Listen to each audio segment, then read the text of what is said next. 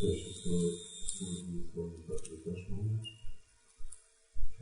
said that one day the mainstream society will recognize and will be grateful for all these contributions to the humanity. The question is it going to happen in the foreseeable future or after three generations? I don't know. I'm not God. Foreseeably, no. But then foreseeably, in 1965, there was no question of a Hare Krishna, worldwide Hare Krishna movement.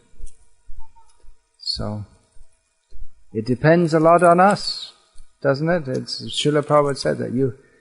It will spread. It's the order of Lord Chaitanya. It will happen. But those who want to partake in it, they'll get the credit, and those who don't, well, someone else will come and do it.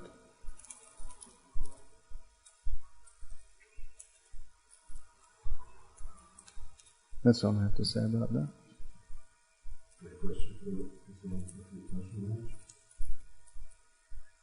All devotees, especially leaders, should speak in accordance with gurus and the Shastra. However, there are instances in the history of Vaishnavism when someone's understanding was the only correct one, while all the other studies were wrong. For example, Damodar was the only one to recognize neither the philosophy and the poem of a Bengali poet. This kind of rare exceptions can lead to a situation of exclusion of the sadhu principle for those who study such a privilege. So someone can say, I don't care for the opinion of the other sadhus in Islam, since I'm quoting Srila Prabhupada in his books, I don't care for the opinion of my brothers. Yeah, Swarup Damodar Goswami was exceptional in this way. He was the one, he was the doorkeeper for Chaitanya Mahaprabhu. He is described as being practically this upper rupa. He's practically the same person in another body. So he intimately understood the feelings of Chaitanya Mahaprabhu. Shrup Goshai Bhaga Najai Varnan Prabhuravishta Ta Bhaka Gaimon. His Krishnadas Kaviraj Goswami describes that his Swarup Damodar's fortune is not describable. He was completely absorbed. He was completely merged with the feelings, the body and the speech of Chaitanya Mahaprabhu. Another example is Bhaktisiddhanta Saraswati Thakur, who went against the whole current of Gauriya Vaishnavism at that time and established something which seemed to be new. And the established Gauriya Vaishnavas most of them were horrified by him. So, apparent exclusion of the sadhu principle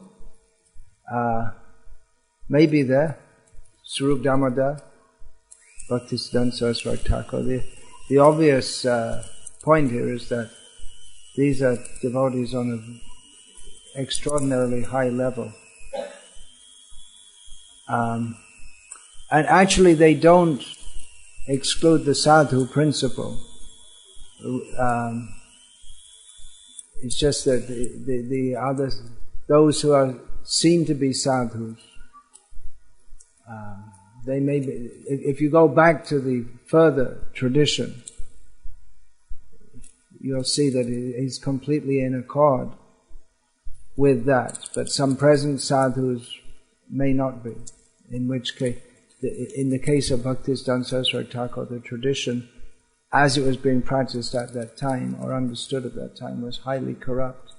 So to establish the actual tradition, he went against what was at that time understood to be the tradition. So there's a comment about this. In other words, if one wants to go against everyone else, either he's very right or very wrong.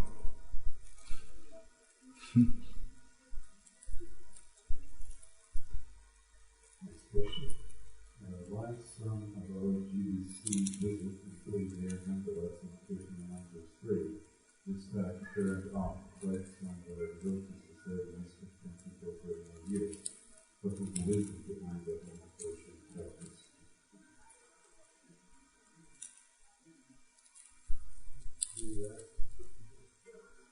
Whoever wants to answer it, I guess. Well, I think you have to ask those who did it. How are we going to read their minds? There can be so many answers. I mean, the tone of the question is almost like challenging. Obviously, you can look at it from a number of ways, and I don't think we really want to get into it. If someone's really curious, they should go to the people who did it. Those devotees who did it, and ask them. Rather than asking us to speculate about. Okay, I'll speculate.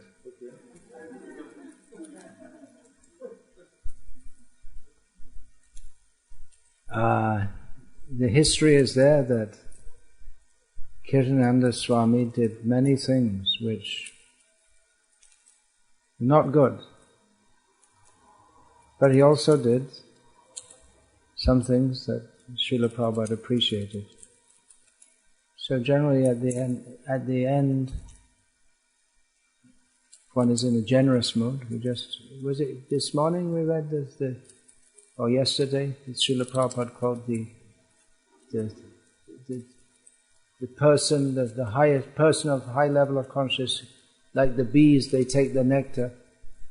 So you may, just in recognition of that. What would you do if Shankaracharya appeared? Of course, it would be such I'm talking about the original Shankaracharya. Of course, if he appeared, it would be some mystic thing, so you would be shocked. But his philosophy that he taught caused so much damage. But he's Lord Shiva also. So, of course, that doesn't fit exactly with Kirtan, but I sometimes thought like, I mean, when I think of Shankaracharya,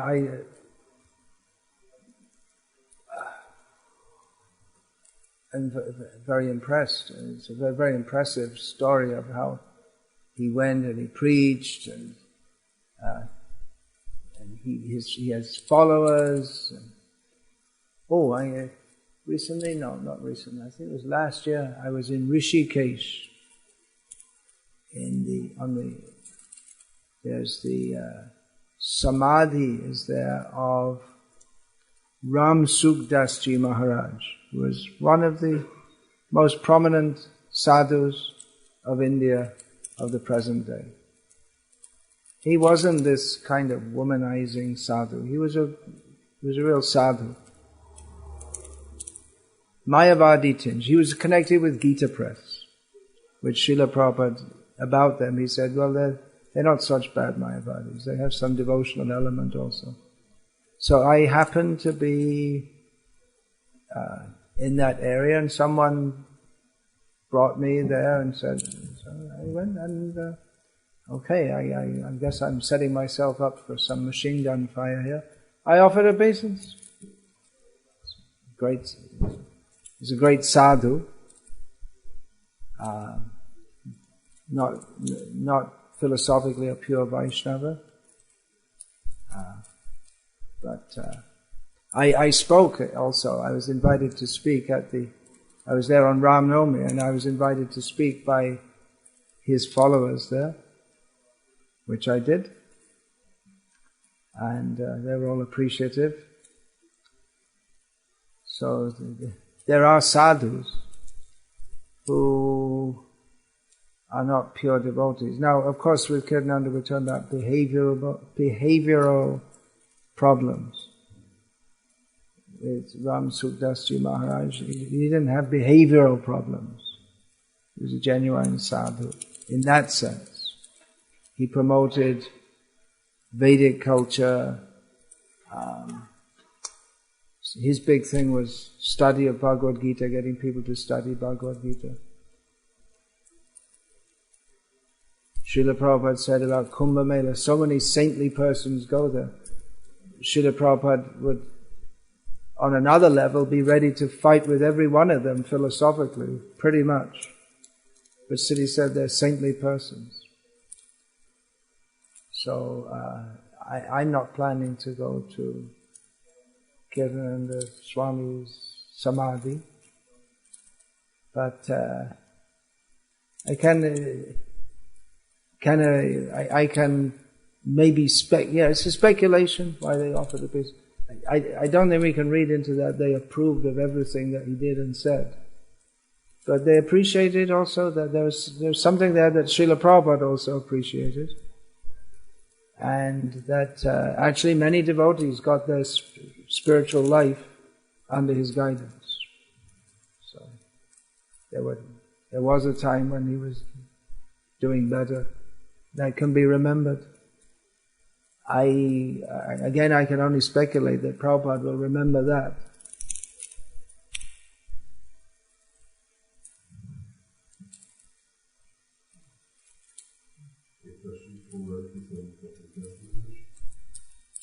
There is no doubt that Varnashram Dharma was Srila Prabhupada's desire. However, different preachers in Islam have different interpretations in how to achieve that. Really? That's good. I think it's good that they have different interpretations on how to, because I don't see that many in ISKCON preachers are even thinking about how to achieve it at all. So I think it's good if they have different opinions on how to achieve it. And why do you insist on Varnashram and the foreign villages, village foreign communities without electricity and without using any kind of machines? Are these machines so intrinsically bad that they cannot be used in Krishna consciousness? Do you think that such life could lead to a situation in which the devotees would have to work 12 hours a day just to satisfy the basic bodily needs, especially in the West? I'm talking about the great fire with manually laundry, mowing grass, water from the well, etc. Would such way of life really attract more people to Krishna consciousness? What was the first sentence? Srila Prabhupada wanted Varnashram. There's no doubt that Srila Prabhupada... Yeah, well, of course, Srila Prabhupada's real desire was that everyone be Krishna conscious. Varnashram Dharma is a corollary to that. That should always be borne in mind. Why do I insist on no machines and this and that? Well, in India you can get away with it. You can live like that. Maybe in the West it's more difficult. Yeah, but I was just told Radhika Gopinath Prabhu was here. The Indian devotee, he was with me. From India, he's now an American citizen. He told me that devotees in Seattle, where he lives, they found some beautiful piece of land, just perfect to make simple living, high thinking community. But the land tax is $11,000 a year, which means they have to overproduce.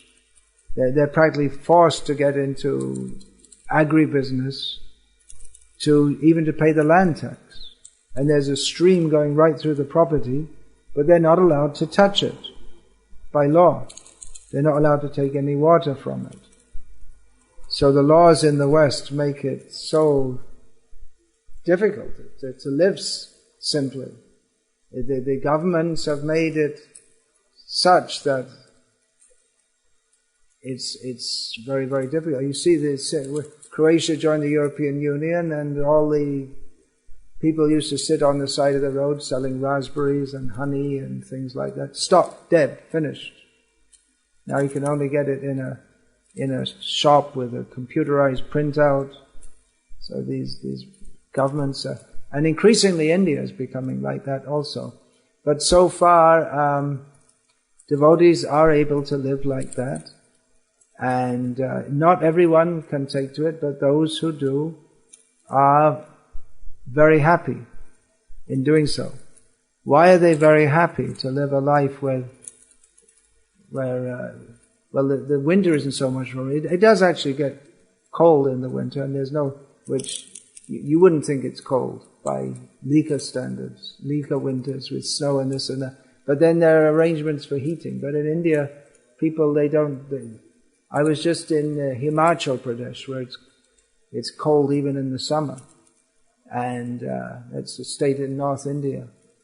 And you can understand it's never hot in the summer, because those who've been to India see that all the rooms have fans fixed in them, ceiling fans. There are no ceiling fans there.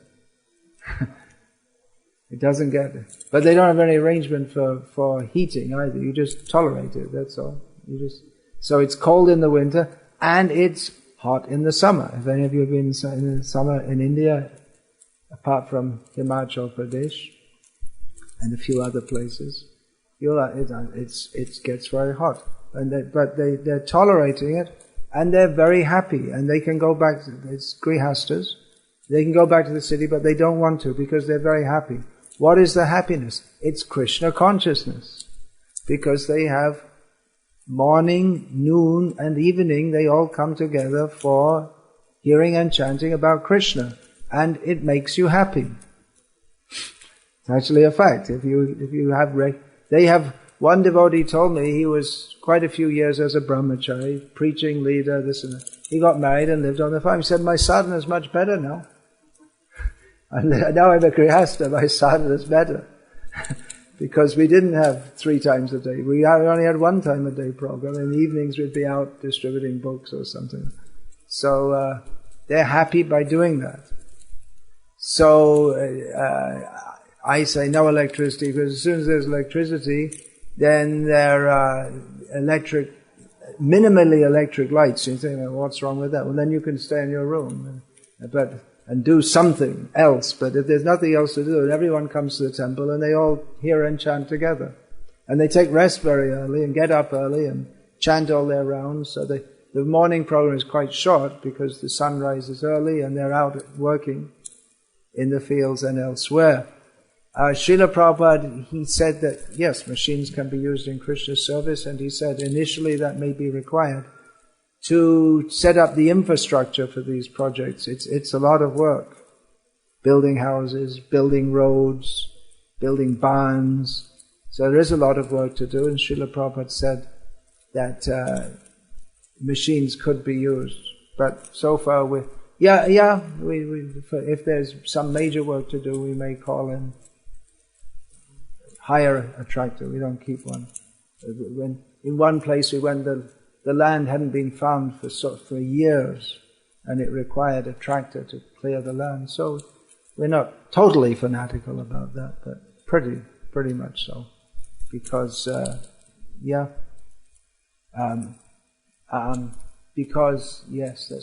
because we want to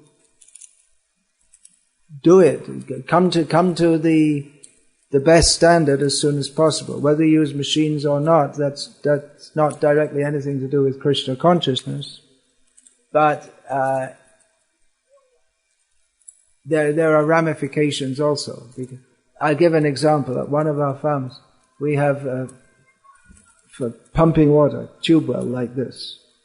The devotees regret having that. They said we should have just had a traditional well where you pull water out of the ground. Why? What's the big thing? Because if the screw breaks, you have to go to the village and bring the screw, or if there's some problem, then you have to go all the way out and bring the expert to do it, and you can't get him for some days, and then you don't get water. And he says it's easy, just keep things simple. And then it's a bit more work to pull the bucket out, but that's also some exercise. There's no shortage of exercise. Of course, pumping like this is also some exercise. But they see that the simpler you keep it, the better it is. Okay, so you could have a chainsaw for cutting the wood, but then you have to overproduce. Once you start bringing in machines and electricity, you have to pay the bills, then you have to overproduce. You have to produce more than you need. Anyway, you have to produce more than you need because there's always some trade. When we talk about self-sufficiency, there's always some things you have to bring from outside. For instance, utensils or cooking pots. Unless you have a large community, you're not going to be producing them locally. And even then, you're going to be importing metal to work with. So, but if you have machines, then you have to produce money. You have to make crops or do something for money. And then things start to get complex. You have to start working more. And then you get caught in the whole complex where you're living on the land but working so hard that you think, well, what am I doing? I could be in the city and living comfortably, and it defeats the purpose. So we're trying to keep it as simple as possible. And we also want to demonstrate that it's possible to do that and live as people lived for so many, up till 1 or 2 generations ago in India. Most people live like that. As far as new people not joining, yeah, but it's not so much aimed at new people joining. It's aimed more at giving facility to those who are devotees in the city and who want to increase their spiritual life and protect their children from the city culture. It's more for them. Although, if we did have such communities in the West, functioning communities, I feel we could make many devotees like this, because many people in the West are looking for something like this. Maybe, I'm not sure what the situation is in Croatia, but in America, if we had a community like this, I'm sure many people would at least be willing to give it a try, and they might not be attracted even to Krishna consciousness so much as to the lifestyle.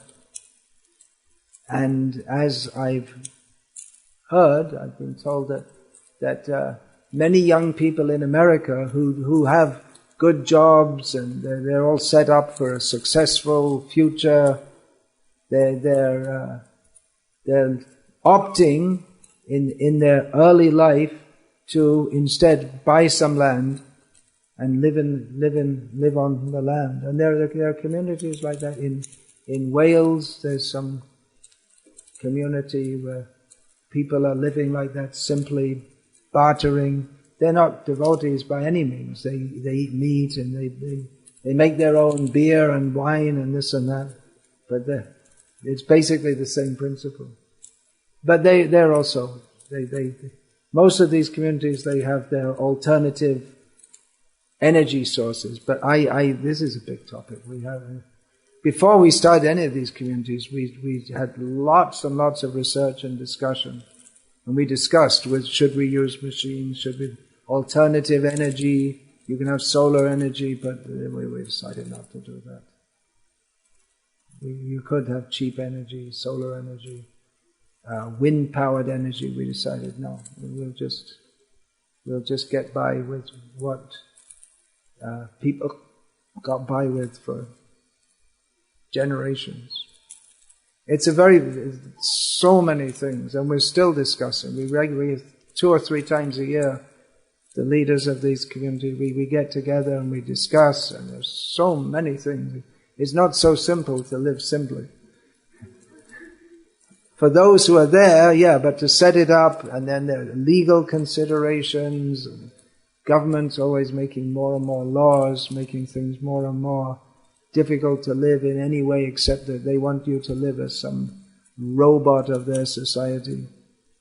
Education, the laws they make it more and more difficult. So there are many things to discuss.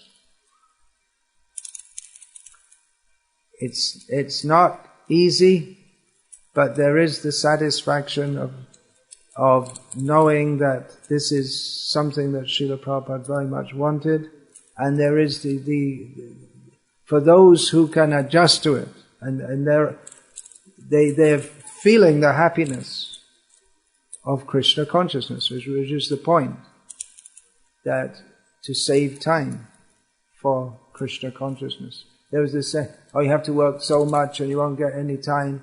Well, actually the devotees there are finding it's not like that. They're surprised how easy it is to grow food. Of course, there are some different seeds need planting in different seasons and different, you have to prepare the ground in different ways. But by Krishna's mercy, you put a seed in the ground and it sprouts and a plant comes up, and after some time it fruits and you can take offer it to Krishna. So before we started this community, we thought one thing, no one's going to come and join, because that's what everyone said. No one will ever join. It'll only be 2 or 3 fanatics. No one will ever send their kids to Gurukul, but we have a waiting list, because one thing we don't want to expand explosively. Another thing is we have to build more houses. That's another major thing. If the whole ISKCON society was behind this, then resources, money could be used, because you have to buy land. Land in India is some of the most expensive in the world. A devotee in America told me, I want to buy some land and 10 acres. I said, what are you talking about? You're working as a park keeper. He said, yeah, I can save up in 2 or 3 years. I was amazed. The land is much more in rural Texas. He was thinking of getting some land. The land is much, much cheaper than in India. And even if you convert the rupees into dollars, it's much, much cheaper. So and then raising funds is difficult because anyway, so many things. But it's going on by Krishna's mercy, and we find that there are many devotees who want to move and are inspired by this. One thing is that Indian Hindus, many of them, they have a feeling for that old culture. They want their children to learn shlokas. They think it's a good idea if their children can learn Sanskrit. They appreciate that. And many people join ISKCON. In the beginning, they may not be particularly attracted to bhakti, but they want to become more religious and more spiritual. And people may join so many Mayavadi groups, and then they become vegetarians without being told. They start to do puja every day in their home. They start to learn Bhagavad Gita shlokas. They like this culture. They relate to it. So that's a great advantage in India, that there are many people, if they see this way of life, they think, oh yes, this is what we want for our children also. Still it's there.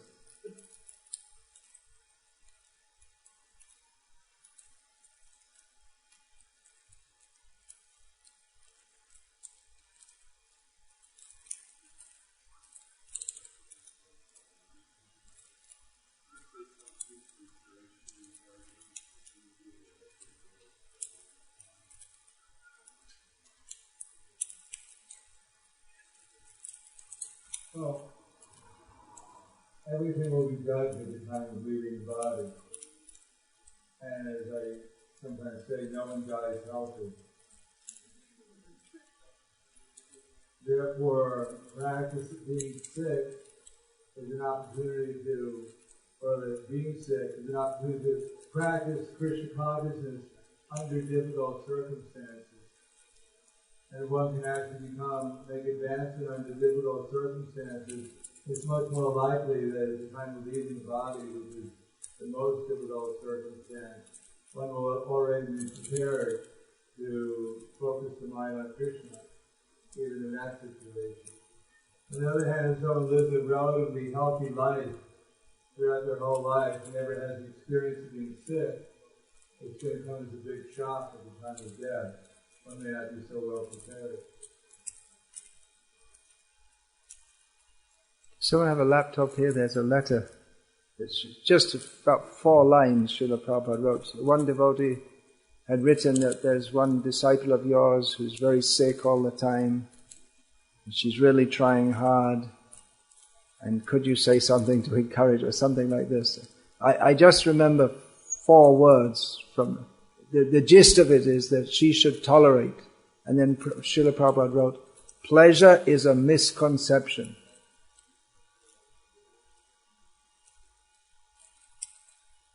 Or one devotee, my daughter was, I think, 12 years old, and they were in Vrindavan, and they came to Prabhupada for a darshan. She had leukemia, and she was going to die in a very short time. So they came there, she started to cry.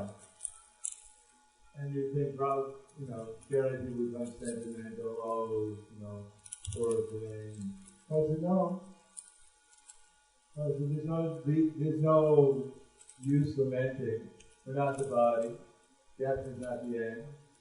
We should try to spend whatever time we have left, fix the mind upon Krishna, and everything will be alright.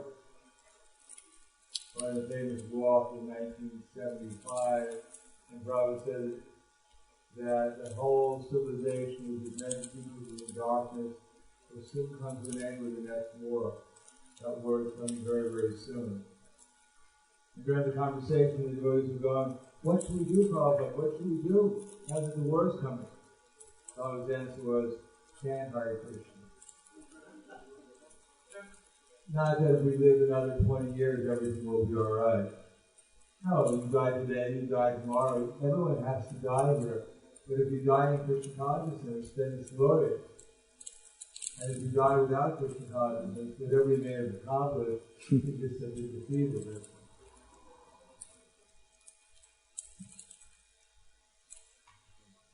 Okay.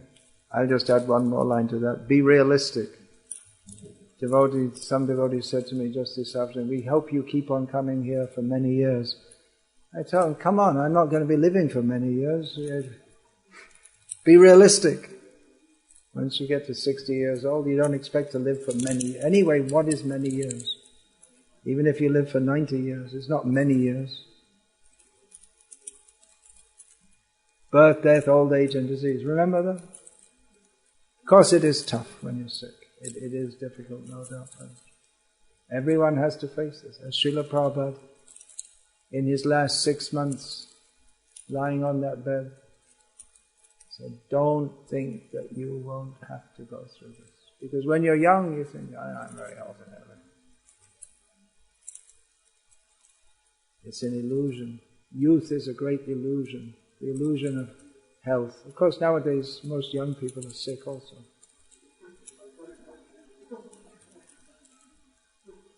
Yeah. One of my disciples in India who's talking about they're making these brahmacharis, they're all sick. And he said about now I think, I always have some, everyone has health problems. He said, you, talking about me, you're so much more healthy compared to these young brahmacharis.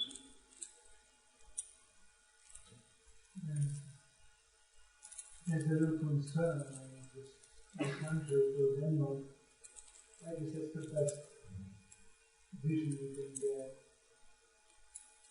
where even the devotees join, not necessarily joining, but when you see the young people walking on the streets, who are in such a disturbed shape, and you wonder, well, it's going to get better when they get older, isn't it? Because the older doesn't mean more. So when you start like this, destroyed by drugs and sex, anything, what kind of pension the crew are getting over there a few years down the line? So you look to me like you can speak them from the street, They're all in our vegetable. And you're all broken vegetable. I got confronted myself with that. In Denmark, I have a regular question. How can you lift up this power? How can you do this? The patient when I was at period, I was very active. And I was working with 25 years old Bhakti, young devotees. Man couldn't lift up the cover. You're not serious. I'm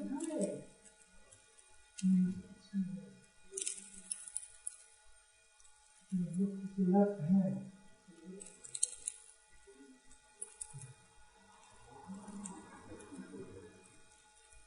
I wasn't inspired. God, when he's like this, when he's 92, first time do it when he's 72 or 62, maybe. Just imagine the whole population like this. Therefore they bring in all the Muslims. Therefore they bring in all the Muslims. They can work. They can do some work.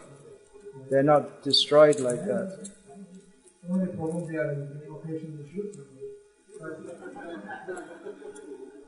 But that might be one of the reasons. That might be one of the reasons. Just like Prabhupada Maharaj told me in the First World War, the British sent wave in the trench warfare. They'd send wave after wave of men to get shot by the German machine guns. And then someone asked the general, "Why are you doing this?" He said, "Anyway, these are all low-class scum people. Better get rid of them."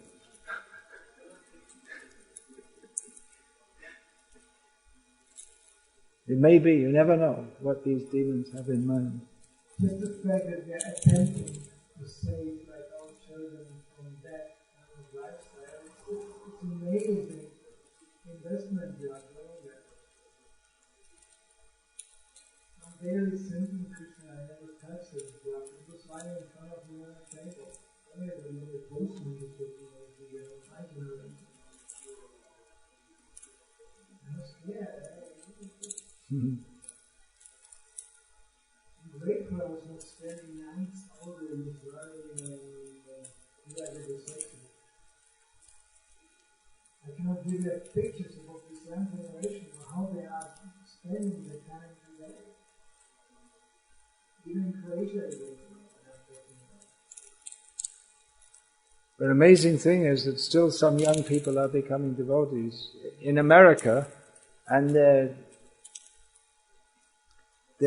are still people who are relatively sane at the age of 20 or so, and they're becoming devotees.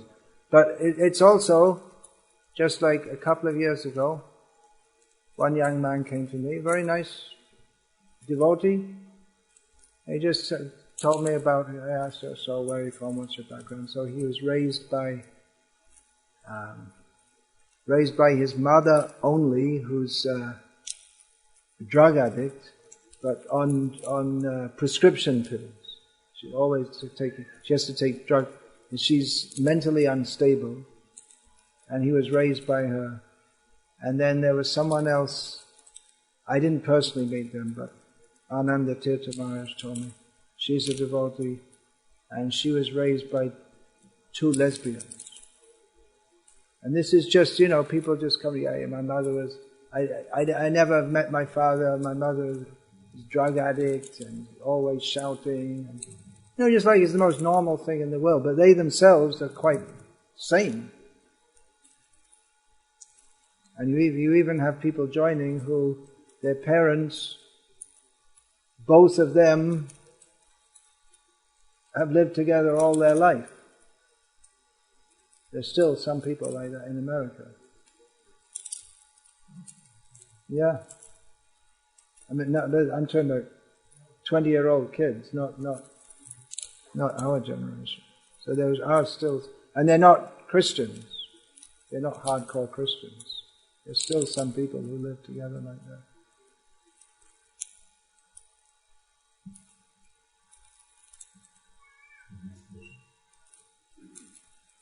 Bhakti Maharaj takes in untraditional things. He's published early enough to see messages of lectures, so Maharaj is published GBC, the Brahman initiation together with alcohol and Brahman animals, Lika Vairagya, and his traveling in cars, sleeping in beds, not appointing any successor and initiating guru, but living in disciples, and waiting for his soul before He didn't do that. Prabhupada also made some more untraditional things, like accepting women in ashrams, breaking present sharing, etc. Russian is why is that it's possible to at least consider an option that Srila Prabhupada wrote the tradition regarding initiation, justification, worship system.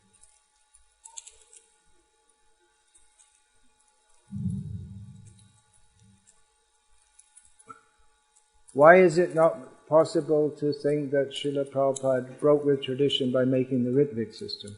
Because he didn't do it. We know what adjustments he made, but he didn't. Why is it not possible to think that Srila Prabhupada broke with tradition by making a Ritvik system? Because he didn't do it. Why didn't Prabhupada break with tradition by ordering people to chant their rounds standing on their head? Well, why didn't he do it? Well, he did. Why is it impossible to think that he did it, but he didn't do it? Well, he didn't do it. So, it's a funny question. He didn't establish it, so what makes you... It's almost an absurd question, isn't it? Srila Prabhupada did this, and this, so why do you think that he didn't do this? But he didn't do it.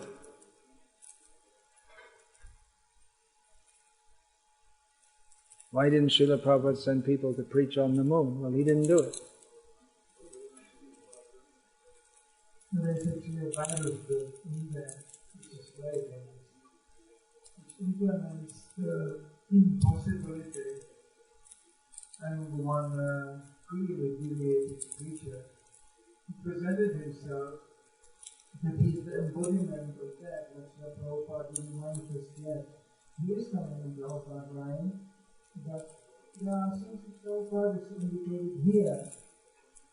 Why didn't he do that? Well, let's say he had no time to do this. So that's Lika now showing you to fulfill what Prabhupada had no time to do. Very dangerous. Actually, I think there's merit in that, because Srila Prabhupada, he wanted to establish Varnashram, and he said, yeah, but the thing that this devotee said was that, we should all get into Raga, Anuga, Bhakti more and more. And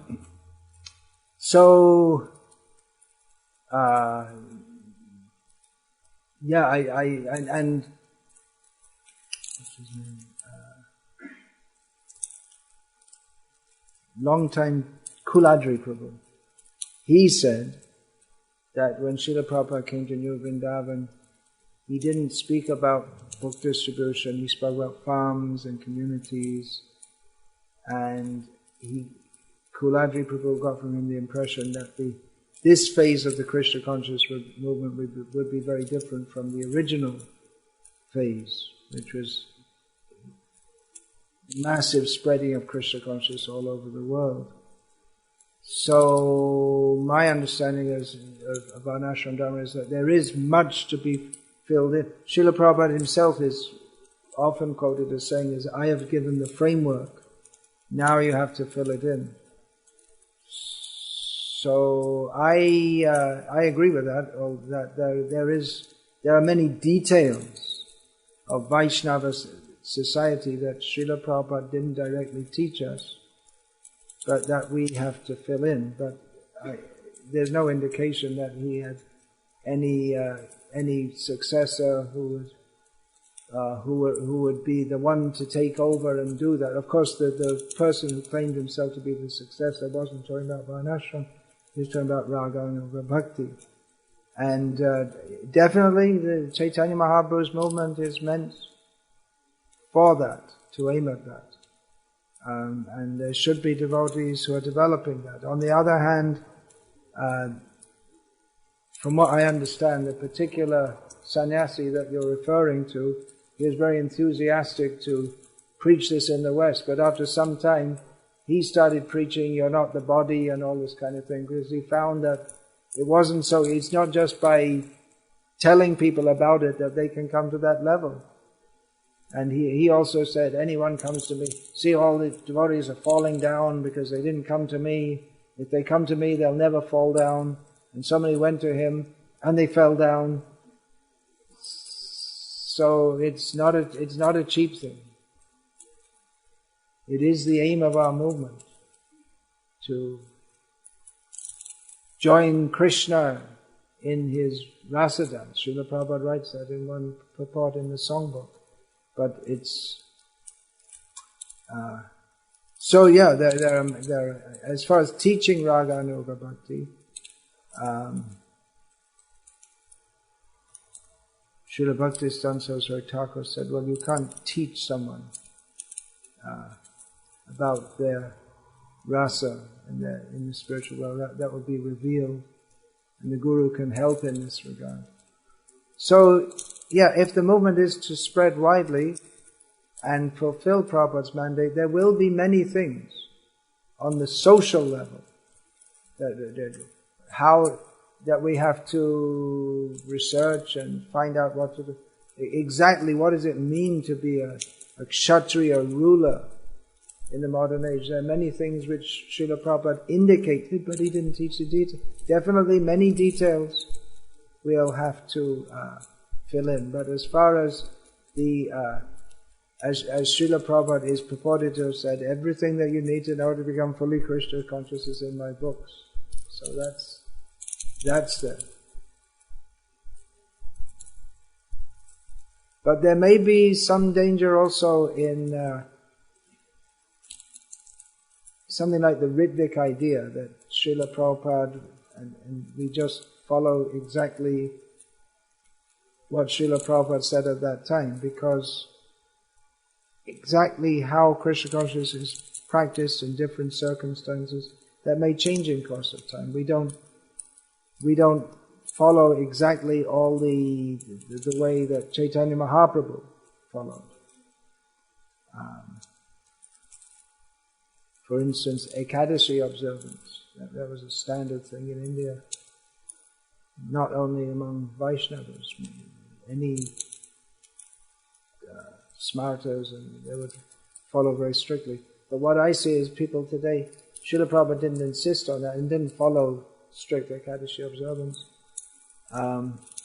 in terms of no taking water or food. Because most people, they physically, they're not capable of it. So there is some, as I see it, and I'm making a case for it, there is some merit to that argument that there are things that Srila Prabhupada didn't teach. He taught everything we need to become fully Krishna conscious. But there are many details also, which social organization, even as the movement goes on, then there will be many philosophical challenges, which we may have to make research. Already from the Madhva Sampradaya, certain members have made attacks on our movement, the Babaji Sampradaya, so we may have to do research and find out what they say, how to counter it. But to suggest that, well, I'm coming and giving you what Prabhupada couldn't give you, or I'm giving something better which he couldn't give you, that's opportunism.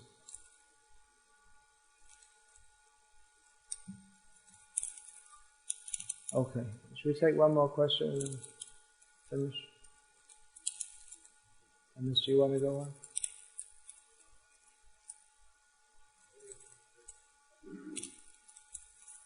It's well known that Srila Prabhupada said in Bhagavad Gita, we should take into consideration time for those circumstances. What is that? It is a well known thing that Srila Prabhupada said in Bhagavad Gita. But Krishna spoke about it. We should take into consideration in a purport, maybe. Yeah, I guess so. Take into consideration time, place, and circumstances. But that's specifically stated in Bhagavatam, Desh Kalpat. Okay. Hare Krishna. All glories to Srila Prabhupada.